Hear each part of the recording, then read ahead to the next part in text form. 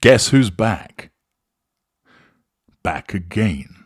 Shady's back. Tell a friend. Guess who's back? Guess who's back? Guess who's back? Guess who's back? Yes, with thanks to Mr. M&M, it's not a case of seeing Marshall. It's Shady's back. Yes! There he was, leading the Royals, a big cheesy grin plastered across his face, because as a consequence of recent events, as reported by Alex Ross in the Independent newspaper, Prince Andrew leads Royals at King Constantine Memorial Service as William pulls out. The Duke of York was pictured smiling with Sarah, Duchess of York, Zara Tindall, Sir Timothy Lawrence, Mike Tindall, and Princess Anne. The disgraced Prince Andrew has been pictured leading the royal family to a memorial service at Windsor Palace. Oh yes. Old Handy Andy has been seen leading the royal family. The Duke of York, who stepped down from royal duties 5 years ago, was pictured smiling as he walked with his ex-wife Sarah Ferguson, Princess Anne, and her husband, Vice Admiral Sir Tim Lawrence, to the Thanksgiving service for late King Constantine of Greece on Tuesday. Andrew's step back into the spotlight came as Prince William pulled out of the service to his godfather due to an undisclosed personal matter. That undisclosed personal matter undoubtedly will have the dim-witted Sugar speculating that he had perhaps left one of the paving slabs slightly askew after burying the Princess of Wales underneath it, a la Trevor Jordache and Brookside. Just as an aside, it is hilarious the ways that the Sugars have gone into meltdown over the fact that the Princess of Wales hasn't been seen in public because she's been convalescing from a major operation. That's what tends to happen. You can't be running around playing tennis or running down a running track or even be out and about meeting and greeting people when you're recuperating from major surgery.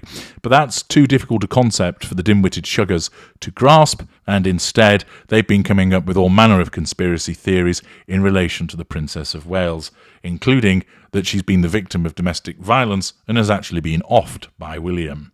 What a group of goons. Anyway, back to Randy Andy. He's back in the spotlight and loving it, because naturally, as a narcissist, he's in receipt of the fuel from people's reactions, and it feels good. Feels real good to be at the head of the family, that he's actually getting a role of a degree of importance again. And as you can see from the photograph, he just can't contain that glee. Now, this isn't actual happiness, although he will believe that it is. It is the receipt of the fuel. It's making him feel powerful. The fact that he's leading the line and that the press are taking photographs, that people are reacting. In the video of his arrival, he can be seen shaking hands with the relevant member of the clergy, introducing people. He's important again. He has got some stature, and in the circumstances, that has him grinning away like a Cheshire cat.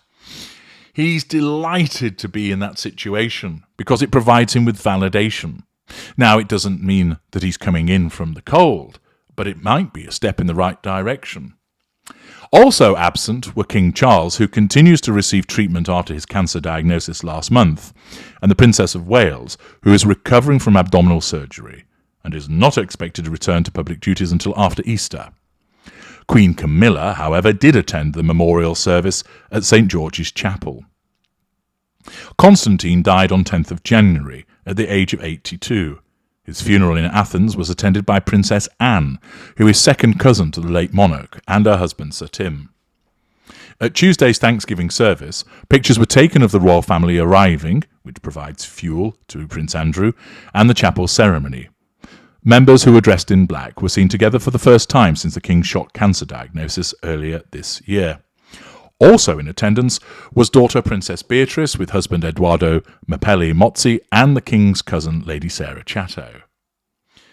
Andrew's public appearance amongst the pack, well, not just amongst it, but leading it, marks a turnaround for the prince, who has been at the centre of headlines over his links to paedophile Jeffrey Epstein and accusations that included allegedly groping a woman's breast and sexually assaulting Virginia Giuffre when she was 17, all matters, of course, which amount to a threat to control.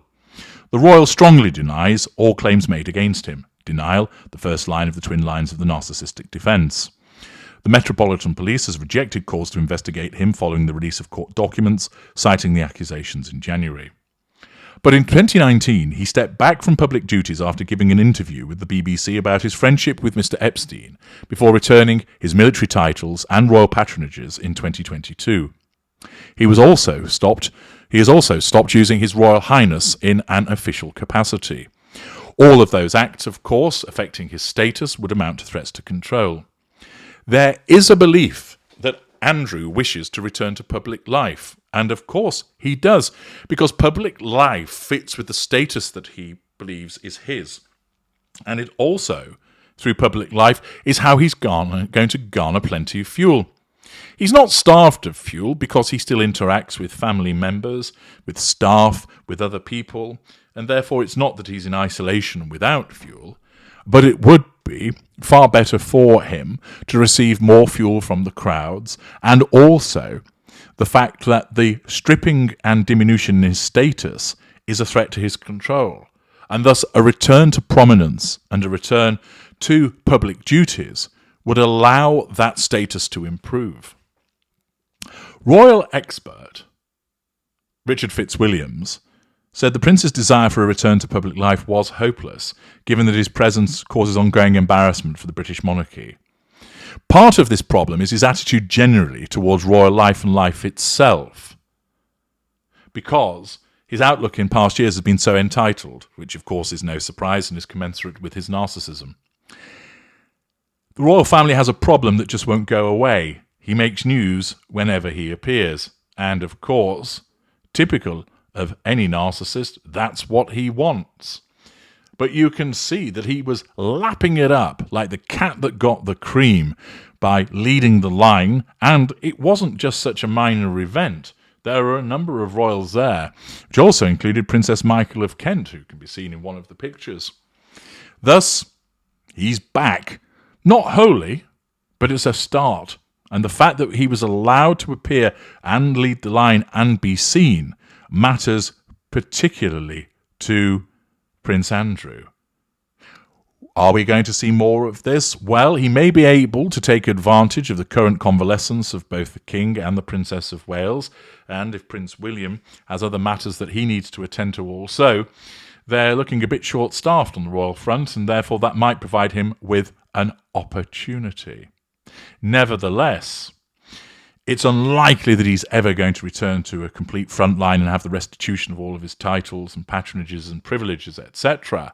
But for the time being, he's certainly going to take this opportunity with both hands, as is evident by his reaction in the photographs.